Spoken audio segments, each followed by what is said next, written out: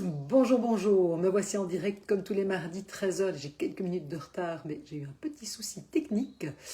Alors je vais vérifier que je sois bien en direct. De nouveau, si vous me voyez en direct en replay, merci de me mettre un petit hashtag replay ou un petit pouce. Et aujourd'hui je voulais continuer sur ce fameux pardon dont j'ai parlé la semaine passée. D'ailleurs pour ceux qui n'ont pas entendu mon live de la semaine passée, vous pouvez le retrouver sur ma chaîne YouTube, Valérie Clay, Sauce ta vie. Et donc j'avais parlé en fait, donc justement lorsque, et ça nous concerne tous, parce que je veux dire que tous, à un certain moment, on peut soit être, j'ai envie de dire, la victime de quelque chose qui est, voilà, qui est pas chouette, que l'autre a fait, n'a pas fait, a dit, n'a pas dit, ou soi-même on peut avoir parfois un comportement ou des paroles ou voilà, quelque chose qui n'était pas approprié. Et c'est vrai que j'avais parlé des quatre grandes, j'ai envie de dire, des quatre grands éléments, les quatre étapes indispensables pour qu'il y ait un vrai, enfin que, voilà, que le pardon soit possible. Première étape, c'était évidemment la reconnaissance pleine et entière, donc de ce que l'on a fait, qu'on a dit, ou voilà, de notre peut-être d'une action que l'on a posée qui n'était pas ok, et donc un vrai mea culpa. Ensuite, mais pouvoir reconnaître l'impact que ça a eu sur l'autre, super important, que ça a évidemment des conséquences, que nos actes, que nos paroles ont des conséquences, ont un impact sur l'autre, et de pouvoir reconnaître que ça a pu heurter l'autre, lui faire mal. Et puis surtout, moi j'ai envie de dire, des excuses sans changement, ça ne sert à rien. C'est-à-dire qu'il y a un engagement à vraiment changer. Par exemple, je pense à quelqu'un qui pourrait, je sais pas moi, avoir une grosse violence verbale quand il y a des frustrations, etc., de se dire que là, il y a peut-être quelque chose que j'ai à travailler, comment je peux exprimer mes désaccords, peut-être autrement, de manière plus respectueuse pour tout le monde. Et donc là, il y a un vrai engagement, peut-être à travailler sur moi et à comprendre, tiens, d'où vient cette colère, comment je peux l'exprimer différemment, ou si c'est quelqu'un, par exemple, je ne sais pas moi, qui ment, de se dire, bon, mais comment, voilà, pourquoi est-ce que je mens, et comment je peux m'engager, en fait, aujourd'hui, même si c'est parfois dire des vérités qui ne font pas plaisir, mais en tout cas d'être dans la vérité, par exemple, avec l'autre. Et puis, important aussi, souvent on oublie ça, c'est vraiment, j'ai envie de dire, aussi de proposer un rituel de réparation. Je pense notamment lorsqu'il y a par exemple eu infidélité dans un couple, c'est clair que le couple qui a eu avant l'infidélité et puis le couple que l'on aura après ne sera plus le même. Et c'est intéressant de pouvoir justement mettre en place un rituel de réparation qui vraiment montre que voilà, là, on est occupé à construire quelque chose de différent. C'est-à-dire qu'on ne sera plus jamais, ça ne sera plus jamais comme avant, et on construit, on co-construit autre chose aujourd'hui, et de pouvoir avoir un rituel où celui qui, par exemple, commet une infidélité, vraiment fait un rituel de réparation par rapport à l'autre, pour justement dire comment on va se reconstruire après ça. Alors donc ça, vous pouvez retrouver toute cette vidéo de la semaine passée, donc comme je disais sur ma chaîne YouTube. Maintenant, qu'est-ce qui se passe lorsque, est-ce qu'on peut pardonner lorsqu'on est face à quelqu'un qui ne reconnaît rien? Et ça, malheureusement, ça nous arrive.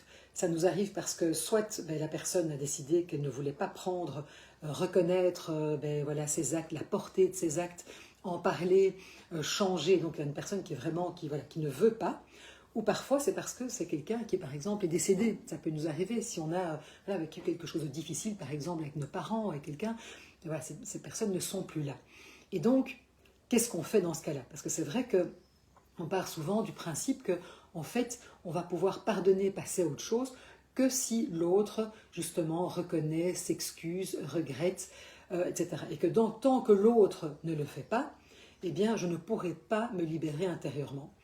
Alors c'est sûr que c'est évident que si l'autre ne reconnaît pas, ne prend pas la pleine responsabilité de ses actes, des conséquences que cela a, évidemment on ne pourra pas, j'ai envie de dire, réparer la relation. C'est-à-dire que ce ne sera pas une réparation, un pardon relationnel. Okay? C'est-à-dire que là, c'est clair qu'il n'y aura pas de justice relationnelle, il n'y a pas quelque chose qui sera mis en place au niveau de la relation. Donc, et c'est clair que cette relation, quelque part, ne pourra être entre les deux personnes, ne pourra pas être réparée puisque l'autre ne reconnaît pas et est dans le déni. Par contre, ce qui est important, c'est que il ne faut pas non plus, et ça je le vois, s'accrocher au fait que s'il y a absence de repentir, en doute, je m'accroche en fait quelque part inconsciemment au fait que l'autre devrait s'excuser, l'autre devrait reconnaître, que je ne peux pas avancer dans ma vie tant que l'autre ne fait pas quelque chose. Et comme je disais, parfois ces personnes, elles ne sont plus là, elles ne sont plus dans notre vie. Et donc, il y a à ce moment-là, en fait, je reste complètement en fait accroché à ça, j'ai un attachement en fait à la croyance que l'autre devrait reconnaître, et donc je maintiens quelque part, bien malgré moi, un lien toxique. Et donc, ce qui est fou, c'est qu'à ce moment-là, ça veut dire qu'en fait, on laisse à l'autre, à cet autre, qui n'est peut-être même plus dans notre vie, en fait, la capacité, enfin, le pouvoir, c'est vraiment ça, c'est le pouvoir, en fait, de continuer à définir notre état émotionnel, notre paix intérieure, ce que je me raconte. Vous voyez, et là, en fait, ce qui est important, c'est qu'à un moment, c'est de se dire, ok, si l'autre n'est plus là, ou l'autre de toute façon ne veut pas, ne veut pas reconnaître, ne veut pas s'excuser, qu'est-ce que je vais faire avec ça?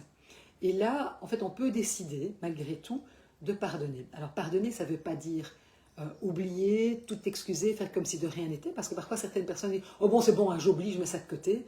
Ben non, ça, c'est pour, quelque part, éviter la souffrance. C'est pas bon non plus. Donc, c'est un moment pour pouvoir faire, j'ai envie de dire, ce travail intérieur de reconnaître que oui, en effet, il y a quelque chose qui n'a vraiment pas été chouette. C'est une personne a commis un acte qui m'a profondément blessée ou m'a menti, etc. Donc, c'est reconnaître ce qui est là.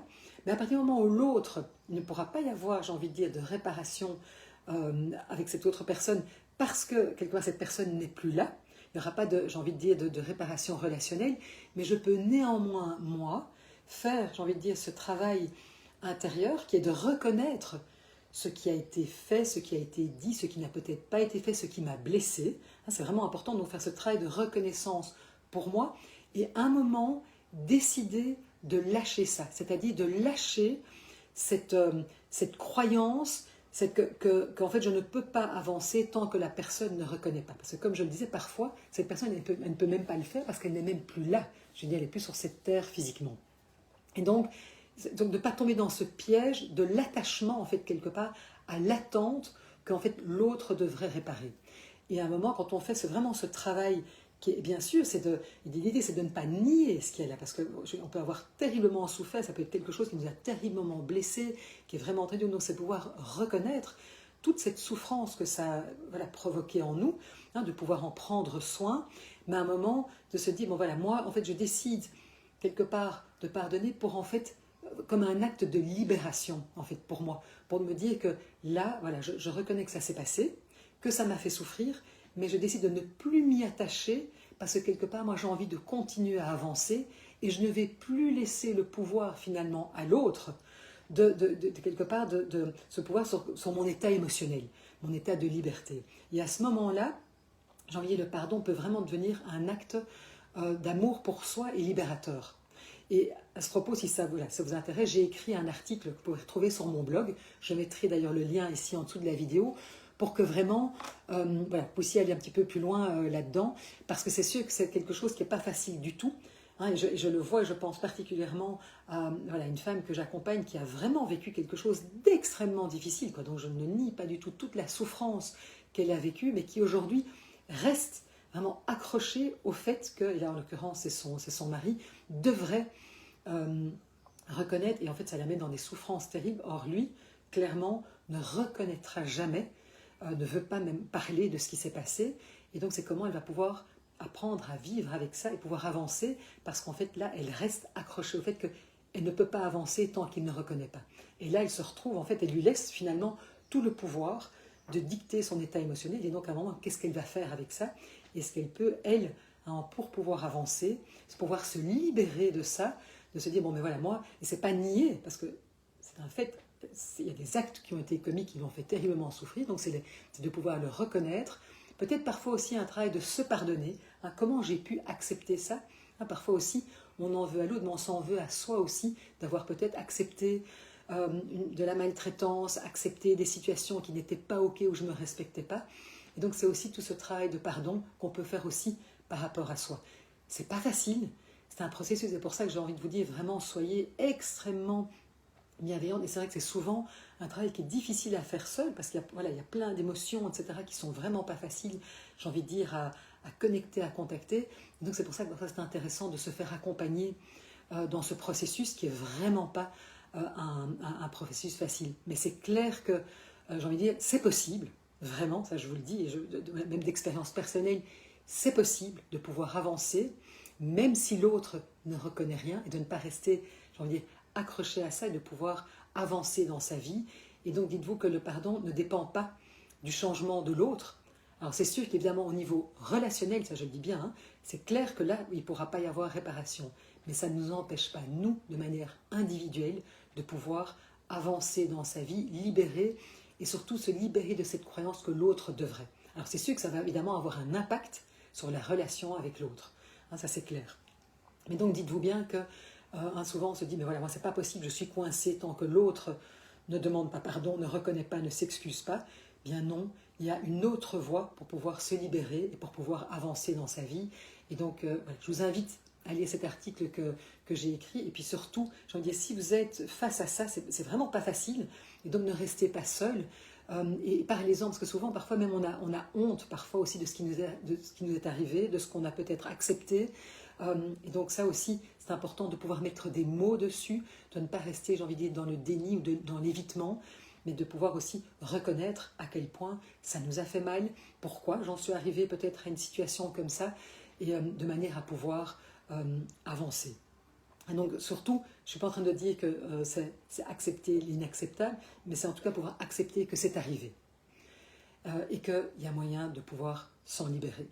Donc voilà, c'est sûr que évidemment c'est génial quand on peut le faire à deux, hein, que ce soit avec nos parents, nos enfants, notre conjoint, hein, ces 4 étapes comme je le disais, hein, de pouvoir reconnaître évidemment l'impact que ça a eu, vraiment de mettre un changement en place, de faire un rituel réparateur, ça évidemment c'est fantastique, mais dites-vous bien que si ce n'est pas possible, parce que ces personnes ne sont plus là ou ne sont pas en capacité de le faire, voilà, parce que voilà, ça leur appartient, vous pouvez, vous, ne pas rester accroché à ça et pouvoir avancer sur votre chemin. Et en tout cas, c'est vraiment ce que je vous souhaite. Et dites-vous bien que dans ce cas-là, c'est pas faire une fleur à l'autre, non, c'est vous faire un cadeau à vous pour justement pouvoir vous libérer et pouvoir avancer beaucoup plus en paix, j'ai envie de dire, sur votre chemin, malgré des choses extrêmement douloureuses. Et l'idée, c'est de ne pas les nier, c'est de pouvoir les accueillir peut-être différemment, en prendre soin et pouvoir avancer. Voilà, c'est ce que je voulais vous partager aujourd'hui. Vous pouvez évidemment retrouver tous mes directs sur ma chaîne YouTube, puisque chaque fois je les reposte en YouTube, donc il y a peut-être des sujets qui vous intéressent, et surtout, si ça vous parle, n'hésitez pas à me mettre un commentaire ici en dessous de la vidéo. Moi, je vous mettrai le lien vers l'article, et puis si vous avez envie d'en parler de manière privée, évidemment, vous pouvez toujours m'envoyer un message, que ce soit un mail, que ce soit un petit message privé, je me ferai un plaisir d'y répondre. Je vous souhaite une très belle après-midi et j'espère en tout cas que vous pouvez profiter de ce beau soleil. Et je vous dis à la semaine prochaine.